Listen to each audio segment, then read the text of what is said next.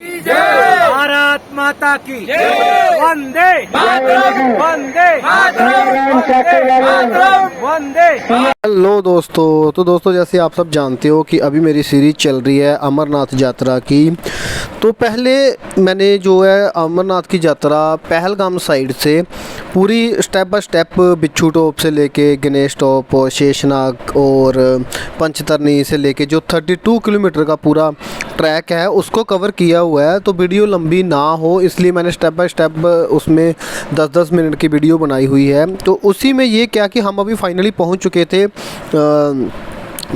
अपना जो पवित्र गुफा पर।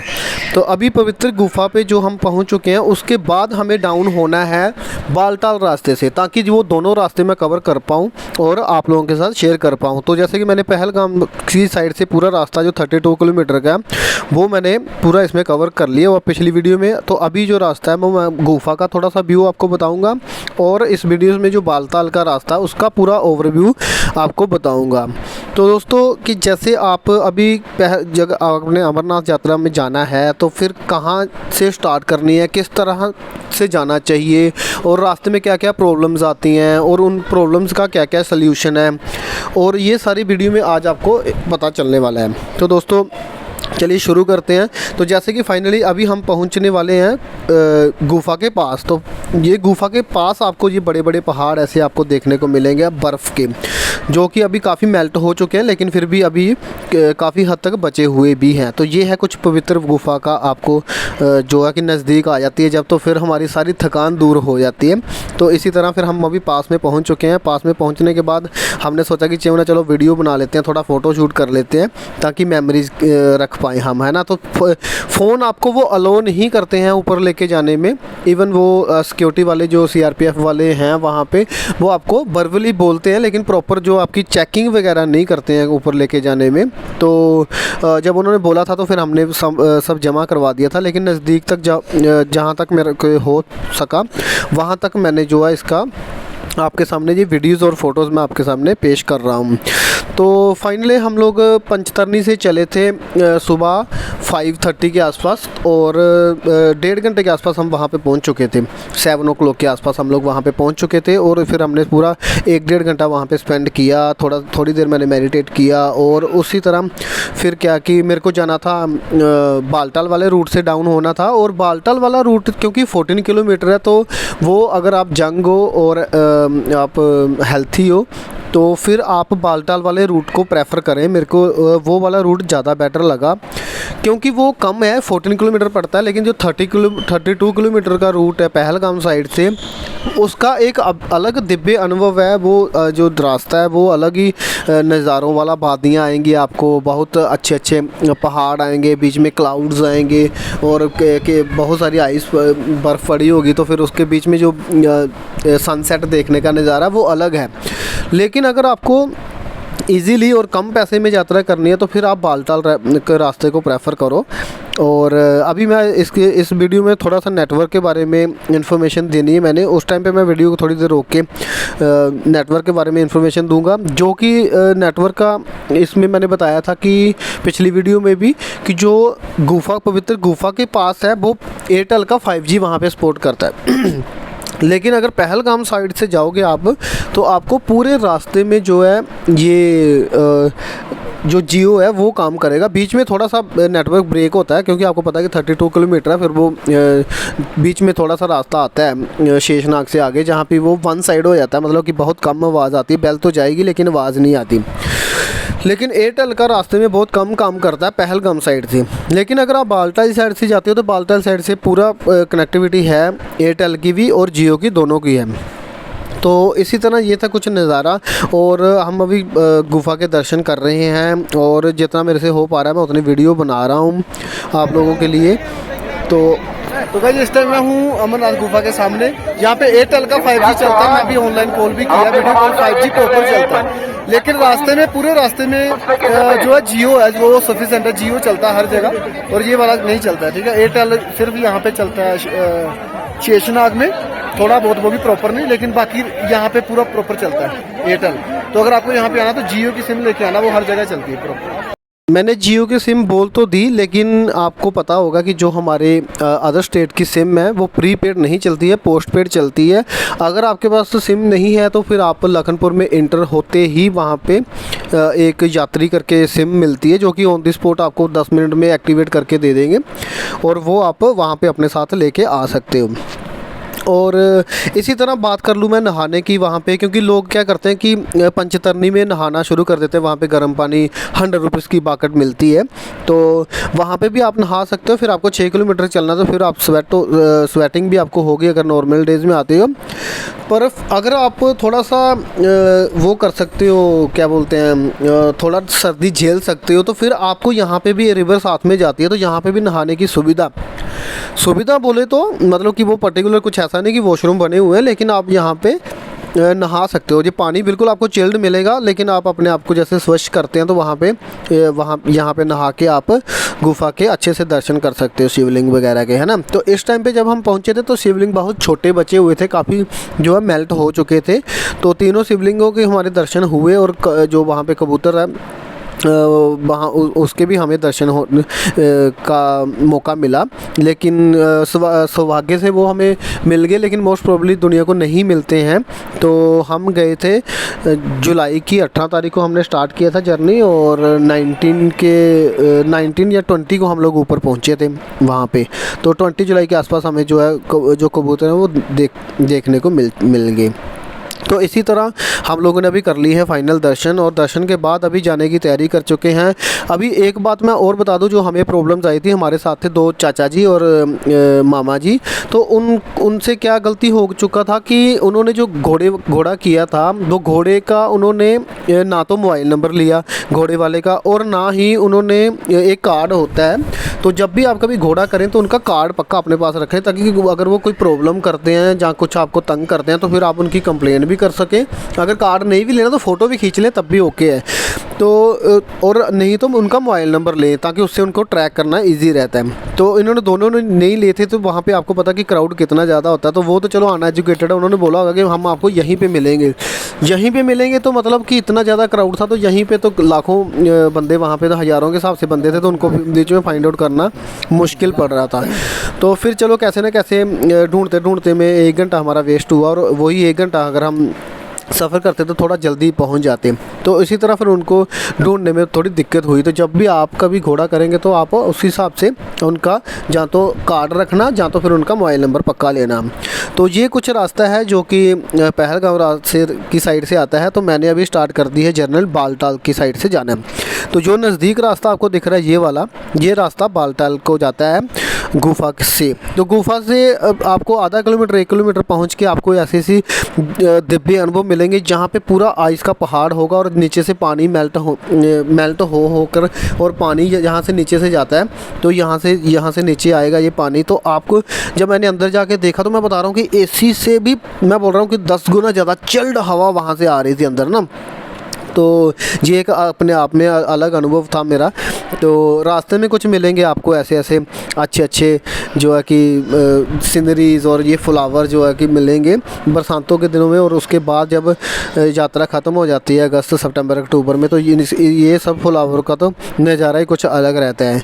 तो इसी तरह का कुछ है यात्रा का व्यू, जो कि आपको अच्छे बड़े बड़े पहाड़ और बर्फ़ साइडों पे मिलेगी, जिसका एक अलग ही दिव्य अनुभव है। इसीलिए लोग ज़्यादा प्रेफर करते हैं पहलगाम साइड से, क्योंकि पहले बालताल की साइड से था ही नहीं, पहलगाम के साइड से था। लेकिन बालताल वाला रास्ता जो है वो मुझे इजी लगा अपनी एज के अकॉर्डिंगली। मैं 38 ईयर का हूँ, तो मुझे मतलब कि मज़ा आया वहाँ से जाने का। और मैंने 2.5 घंटे में मैं नीचे भी उतर गया था पूरा ना 14 किलोमीटर।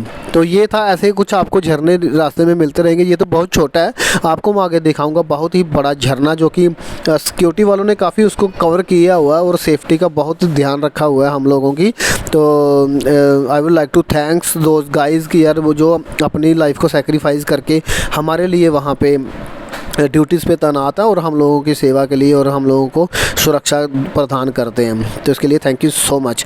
और ऐसा ही फिर रास्ते में बहुत सारे जो दिव्य अनुभव हैं वो, और ऐसे झरने हैं छोटे छोटे जो कि ऊपर से जलते हुए आते हैं, उसका एक अलग अनुभव है। और बालटाल के रास्ते में जाते हुए आपको मिलेंगे, रास्ते में जो आपको हेलीकॉप्टर है वो आपसे नीचे चलते हुए, मैं आगे वीडियोस में आपको दिखाऊंगा कि आपसे भी वो नीचे नीचे जो हेलीकॉप्टर है वो फ्लाई करते हैं।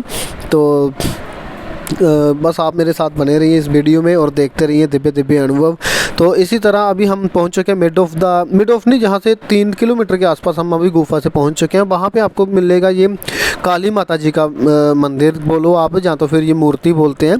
तो यहाँ पे चलते चलते, यहाँ पे भीड़ नहीं रहता, लेकिन चलते चलते दर्शन करना पड़ते हैं। यहाँ पे एक सिक्योरिटी वाले तैनात रहते हैं जो कि आपको दर्शन करवाते हैं और फिर आपको चलने के लिए बोल देते हैं ताकि भीड़ इकट्ठा ना हो, क्योंकि यहाँ पे थोड़ा रास्ता डेंजरस तो नहीं मैं बोलूँगा, कवर किया हुआ है, बालताल वाली साइड से पूरा रास्ता कवर किया हुआ, लेकिन ये है शार्प थोड़ा रास्ता ना।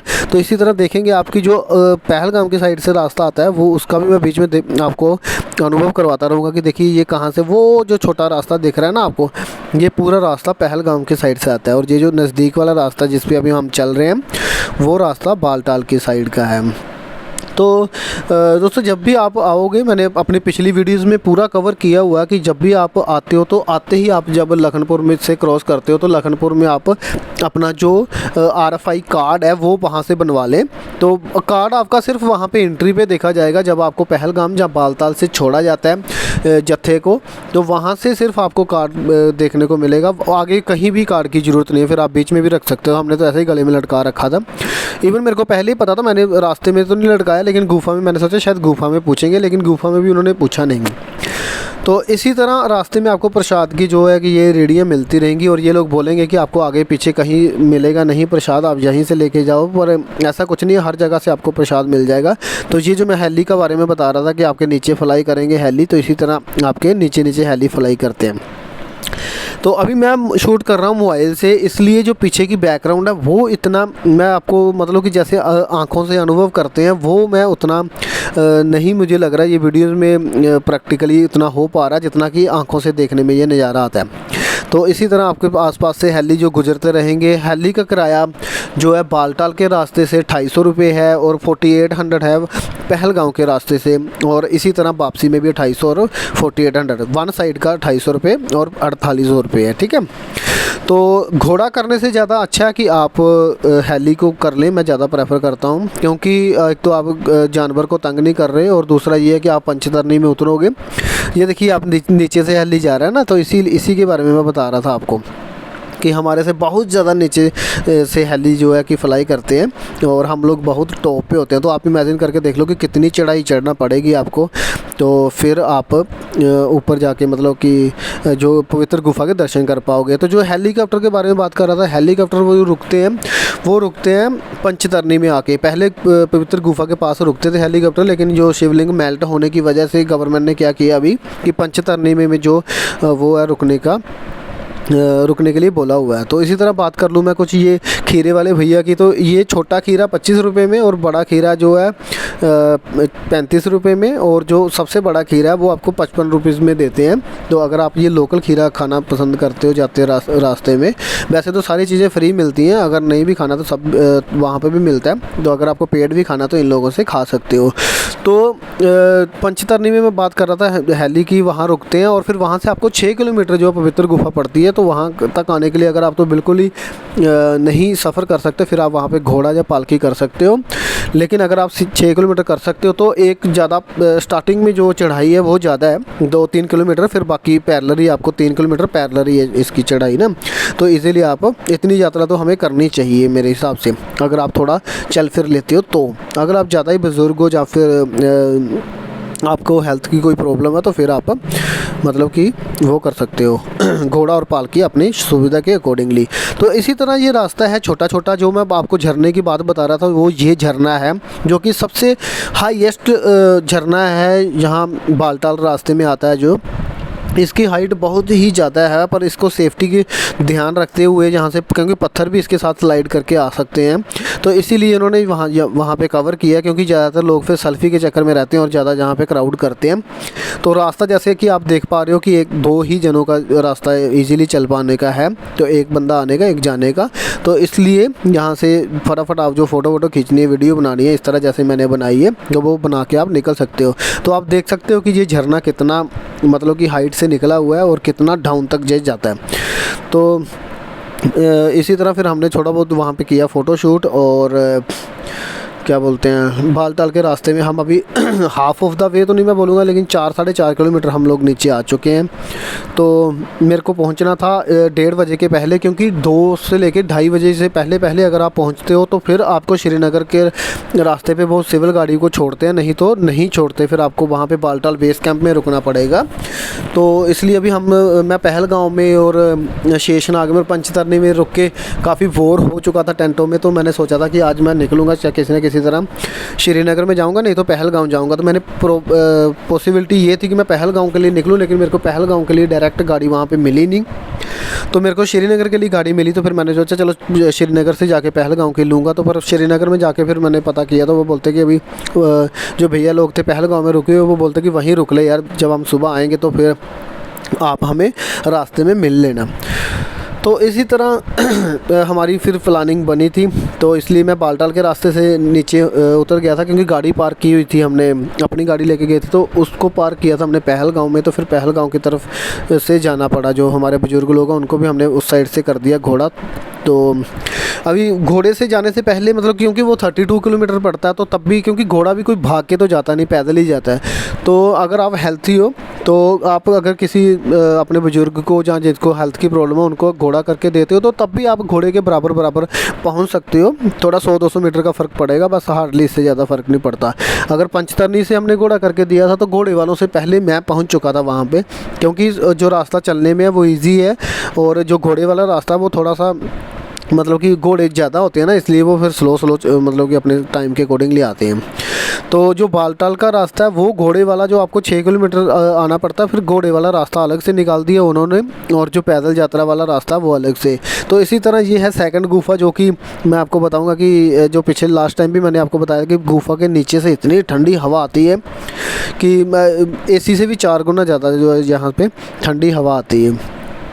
तो इसी तरह ये है बालटाल का रास्ता गाइस की, जो मैं आप लोगों को अभी एक्सपीरियंस करवा रहा हूँ। तो यहाँ तक गाइस 4 व्हीलर जो है वो आ जाता है, लेकिन वो चाहिए 4x4 जोर लगाने वाला, क्योंकि ये वहाँ पे रास्ते में बहुत ज़्यादा पहाड़ी एरिया और थोड़ा टूटा हुआ भी है, जिसकी वजह से जो अगर स्लिप मारता जैसे हमारे नॉर्मल व्हीकल होते हैं तो वो क्या करते हैं कि 2 ही टायर उनके जोर लगाते हैं। उससे पहले मैं आपको थोड़ा सा ये अनुभव बता दूँ कि गाइज़ ये इनको गवर्नमेंट ने प्रोवाइड किया हुआ है कि जो ऊपर पहाड़ में इतना क्या होता है कि इसको साइकिलिंग करके ये इसमें मशीन फिट की हुई है, जिसमें ये वेस्टेज वगैरह जितना वेस्टेज होगा, कचरा होगा, उसको सारे को ग्राइंड करके ये सारा खेती में यूज़ करते हैं, जिसको खेती में खाद की जगह पे।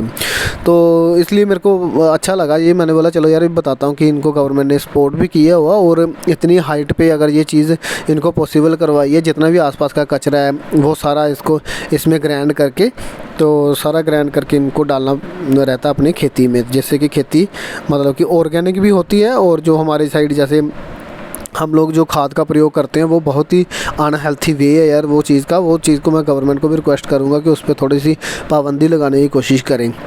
तो बात कर तो 4 व्हीलर के बारे में मैं बता रहा था कि 4 व्हीलर वो जो 4x4 होता है, मतलब कि चारों के चारों टायर जोर लगाते हैं। तो जो हमारा नॉर्मल व्हीकल होता है उसके 2 टायर जोर लगाते हैं। अगर उसका एक टायर भी फंसता है, एक टायर हवा में होता है, तो वो एक टायर वो घूमेगा तो दूसरा टायर घूमता ही नहीं है फिर उसमें, है ना। लेकिन जो 4x4 व्हीलर होते हैं वो व्हीकल होते हैं, वो व्हीकल क्या है कि वो वहाँ तक जाने की क्षमता रखते हैं। तो इसमें जो मोबाइल एम्बुलेंस है वहाँ तक पहुँचाई हुई थी, और रास्ते में बहुत जगह लगा हुआ था काम हमारी सुविधा के लिए। तो आई होप कि आने वाले 4-5 सालों में जो यात्रा है काफ़ी सुविधाजनक हो जाएगी, और रास्तों को बिल्कुल थोड़ा बढ़िया प्लान कर दिया जाएगा वहाँ तक। क्योंकि आज हम लोग जब गए थे तब बारिश रुकी थी, तो 3 दिन के सफ़र में 3 दिन के बाद जो है बारिश मतलब कि रुकने की वजह से जो ट्रैक है वो सूख चुका था। लेकिन फिर भी आप बीच बीच में अनुभव करोगे कि जो रास्ता काफ़ी मतलब कि बारिश से कीचड़ के भरा होगा, और कीचड़ से भरा होने की वजह से फिर हमने क्या कि बूट वगैरह तो आपके जो पैंट्स है वो भी नी तक वो भर जाती है, ख़राब हो जाती है। तो रास्ते में आपको लंगरों की कोई प्रॉब्लम नहीं होगी, ना ही पहलगाम साइड से ना ही बालटाल की साइड से। वॉशरूम की थोड़ी सी कमी है, और अगर बीच में क्या है कि ज़्यादातर तो साफ़ रहते हैं, और वहाँ पे उन्होंने लगाया भी हुआ है, श्राइन बोर्ड वालों ने अपने लड़के रखे हुए हैं वो मेंटेनेंस रखते हैं। लेकिन फिर भी किसी में है जिसमें की दिक्कत, पानी नहीं था रास्ते में। जैसे बिच्छू टॉप के पास एक वॉशरूम था, वहाँ पे जो क्या बोलते हैं, बिल्कुल ही मतलब लोगों ने पोटी की हुई है, लेकिन वो है ही नहीं, पानी नहीं फेंका हुआ, भर गया हुआ वो पूरा। तो बाकी मोस्ट प्रॉपर्ली मतलब 90% है वो साफ़ ही मिलेंगे आपको। तो लंगरों की बात कर रहा था, तो लंगर पहलगाम साइड से जो आपको बहुत ही टेस्टी और मतलब कि हाई लेवल के लंगर जो वो मिलेंगे, लेकिन जो बालटाल साइड है वो इतने हाई लेवल के नहीं। स्टार्टिंग में बालटाल बेस कैंप के आसपास है, लेकिन ऊपर रास्ते में इतने हाई फाई आपको लंगर नहीं मिलेंगे। मैं आपको 2 स्टार के आसपास लंगर हैं वो आपको मिलते रहेंगे। तो इसी तरह ये है बालटाल का इंटरेस्ट पॉइंट। यहाँ पे आपका जो RFI कार्ड है वो चेक किया जाएगा। तो आप इमेजिन करके देखो कि 2 या 3 मशीनें ही होती हैं, तो यहाँ तक जो है क्राउड यहाँ से आता है बालटाल से, है ना। तो पहलगाम साइड से दुनिया बोलती है कि ज़्यादा क्राउड होता है, लेकिन यहाँ से जहाँ पे एंट्री के जो बैरियर मैंने देख के मैंने अंदाज़ा लगाया कि बालटाल साइड से ज़्यादा क्राउड आता होगा मोस्ट प्रॉबली। तो इसी तरह फाइनली टाइम हुआ है 1:30 के आसपास, और मैं चला था वहाँ से क्या बोलते हैं 11 हाँ 10:30 11 बजे के आसपास चला था। मैं 1.5 घंटे में नीचे पहुँच चुका था। तो इसी तरह फिर मैंने देखो पूरा मैंने वीडियो बनाया था लास्ट तक कि यहाँ से लेके यहाँ तक पूरा जो है आपको RFI कार्ड चेकिंग के लिए लाइन में लगना पड़ेगा। तो आप इमेजिन करके देखो, जिस टाइम पे मैं नीचे उतरा था तो कोई भी इंसान नहीं था यहाँ पे, और मैं अकेला था। मेरे से उन्होंने कार्ड भी वापस नहीं लिया, किसी ने कोई पूछा नहीं मेरे से कहाँ जा रहे हो, कहाँ से आ रहे हो, क्या कर रहे हो, क्या नहीं कर रहे। तो सीधा मैं नीचे उतरा बालटाल से और चल दिया सिविल व्हीकल ढूंढने की तरफ, ताकि मैं श्रीनगर या फिर पहलगाम की तरफ मूव कर जाऊँ। तो ये है दोस्तों रास्ता जो झीला टॉप जिसको बोलते हैं, सबसे फेमस। अगर ड्राइवर लोग जानते होंगे, ड्राइवर भाई सभी जानते होंगे, जो लोग कारगिल और ले गए हैं वो यही रास्ते से जाते हैं बाया श्रीनगर। अगर आपको जाने का मौका मिले कभी, तो ये झीला टॉप है जो सबसे डेंजरस रोड है, जहाँ पे हमेशा रोड का भी पूरा बनाते हैं, लेकिन फिर वो टूटता स्लाइडिंग होने की वजह से वो रोड नीचे गिरता ही गिरता, और यहाँ पे सिर्फ एक ही व्हीकल को क्रॉस किया जा सकता है, दूसरे व्हीकल को एक साइड पे लगाना पड़ता तभी क्रॉस कर सकते हैं। इतना ये हाइट में है पहाड़। तो इस पहाड़ से आगे फिर आपको जो है कि कारगिल और द्रास पहले आएगा, फिर आएगा कारगिल, फिर आपको लेह वाला रोड पड़ेगा जहाँ पे पेट्रोल पंप भी नहीं है। फिर आपको अगर इस साइड पे जाना तो पेट्रोल पंप से पूरा फुल भरा के फिर ही आपको निकलना चाहिए। तो इसी तरह रास्ते में जो बालटाल के जो बेस कैंप है वहाँ पे आपको मिलेंगे ऐसे वाले लंगर वाले, और ये वाले जो मोची टाइप जो शूज़ कोबलर होते हैं, ये शूज़ पॉलिश करने के लिए आपको बोलेंगे कि सर आपका शूज़ मैं आपको पॉलिश कर देता हूँ, बेटर तरीके से ये चमका देते हैं क्योंकि ऊपर से गंदे होके आते हैं ना। तो ये ऐसे लंगर आपको यहाँ से मैं आपको बोलूँगा कि 4 स्टार के लंगर भी हैं यहाँ पे, 4 स्टार तक के आपको लंगर मिलेंगे। आउट ऑफ 5 मैं 4 स्टार देना चाहूँगा, इतने अच्छे लंगर थे वहाँ पे बालटाल बेस कैंप में। तो लेकिन पहलगाम में जो आपको मिलेगा वो गणेश टॉप से भी ऊपर है, जो सबसे 5 स्टार वाला जो लंगर है। तो उनके लिए मैं थैंक यू करता हूँ कि इतनी हाइट पे उन्होंने लंगर प्रोवाइड किया हुआ है। तो गाइज़ ये थी वीडियो अपना पवित्र गुफा से लेके बालताल तक की। तो आई होप आपको ये वीडियो अच्छी लगी हो। अगर अच्छी लगी है तो लाइक कमेंट एंड शेयर करके बताइए। अगर कुछ पूछना आपको इसके अमरनाथ की यात्रा के बारे में तो आप नीचे कमेंट करके पूछ सकते हैं। ये वीडियो अपने दोस्तों के साथ शेयर करें जिन्होंने अमरनाथ जाना है, जहाँ जाने की प्लानिंग कर रहे हैं या फिर अगले साल भी जाना था। Thank you so much for watching this video till the end. धन्यवाद।